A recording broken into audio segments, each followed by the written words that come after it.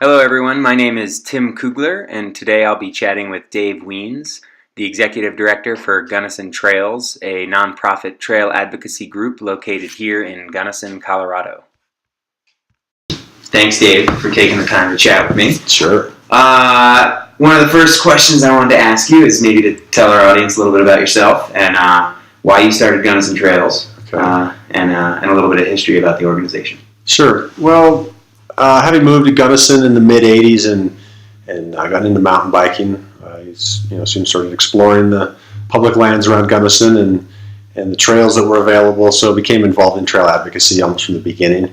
And in 2006, started an organization. I think I was kind of waiting for someone else to start an organization, and it never happened. And of course, Simba had been in existence for 20 years, so it always felt like we had a lot of workers, but no leaders, and I was hoping another leader would surface, but finally I just went ahead and started it. We had a summer that was especially wet, and I think a lot of the trails at Hartman's were pretty eroded because they weren't built sustainably. The social trails that had developed are cow trails, and so we had some great trails that people weren't riding anymore because they had huge ruts down them.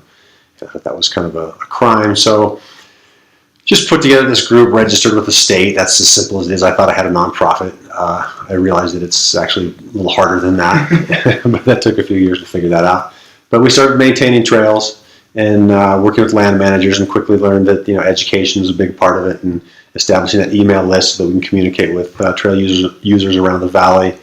And then also trail development became part of what we were interested into, is looking for opportunities for new trails and new trail systems. So that was 2006, and here we are basically 10 years later. And that kind of leads me into my second question. I wanted to ask you, how have you seen Gunnison Trails sort of change over the last decade, really? From 2006, have you seen the mission that you set out to do change much from its early inception? No, and I think that's really the beauty of it, and trail advocacy is like that, I think, in most places.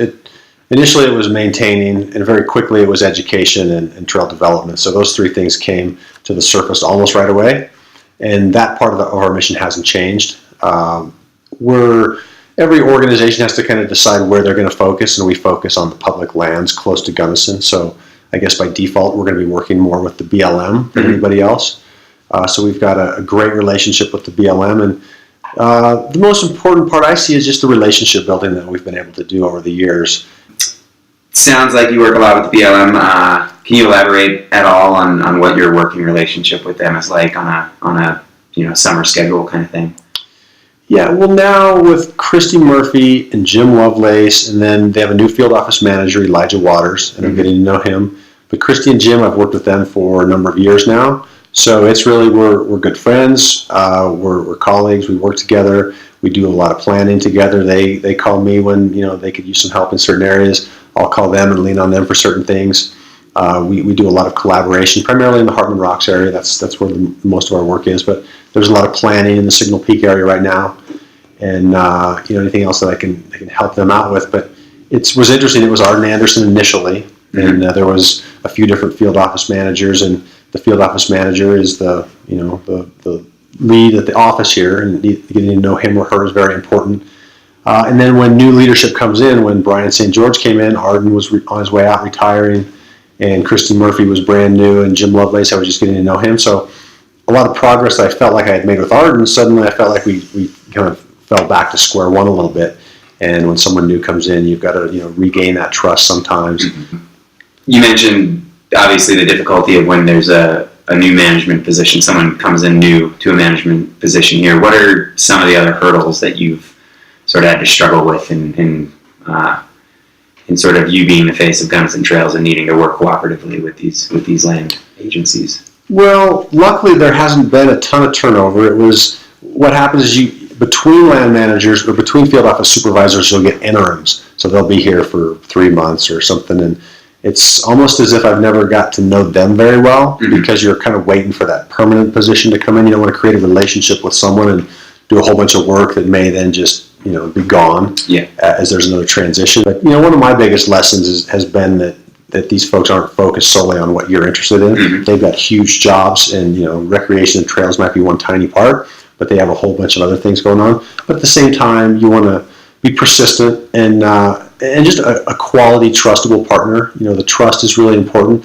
As soon as you lose anybody's trust, whether it's a land manager or someone in a different municipality, anybody that's depending on you or your organization, once that trust is gone, that relationship is essentially gone. So you want to try to keep your organization, I guess, and yourself. You want to be trustworthy, and you want to always keep your seat at the table, and you do that by being a collaborator and a cooperator. And finally, I guess to finish, what are some of the projects that Gunnison Trails is currently working to push through or to get put on the ground? Yeah, as far as the trail maintenance and the education are just ongoing all the time. And then as far as trail development, and since the beginning, we looked at the area to the northeast of Gunnison, the Signal Peak area, as an area that has some trails now. There's some cattle trails and some social trails, but an area that we'd like to develop, and we have a grant to produce a trails master plan for that area. So we're moving forward on hopefully getting to establish a trail system there. And then to the northwest of town, an area that a lot of us have ridden for years, really tough access to it. It's private property. The Gunnison River is there. There's no crossing. And to access it on public land, you have to go quite a ways north on the Ohio Creek Road or out Highway 50. And then there's just a ton of public land. It's a stone's throw from town. The access is really difficult.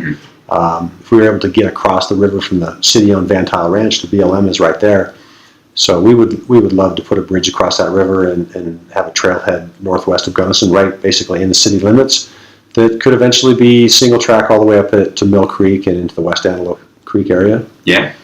And then finally, the crown jewel would be connecting Gunnison and Crested Butte with a backcountry single track. And that would come out of the Signal Peak system northeast of town. And there's a nice route that's west of Highway 135 along Flat Top Mountain, Red Mountain, and then getting into the carbon drainage. And then that would connect into the Crested Butte Trail system that's in the Baxter Gulch, sort of Green Lake, Splains Gulch area.